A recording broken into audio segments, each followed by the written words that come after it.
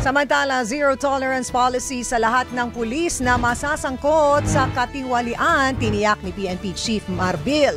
Nagbabalita at nagseserbisyo mula sa Campo Crame, Marlene Padiernos. Marlene.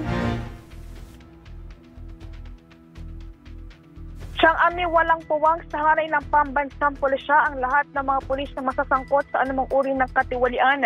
Ito ang binigyan diin ni PNP Chief Police General Romel Francisco Marbil sa gitna ng gumugulong ng mga kaso laban sa ilang pulis na napatunayang dawit sa iba't ibang insidente kamakailan lang.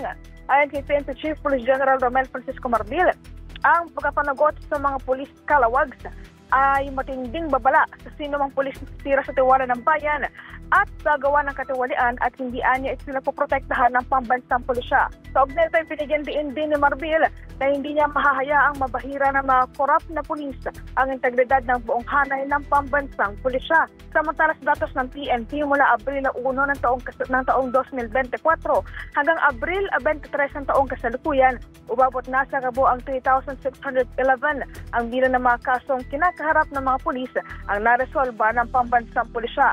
Kabilang na rito ang pagkakasibak ng nasa 1,288 na mga pulis, demotion sa 172 na mga pulis at nasa 1,456 na suspension at pang mga uri ng disciplinary actions na isinampa laban sa mga tiwaling pulis.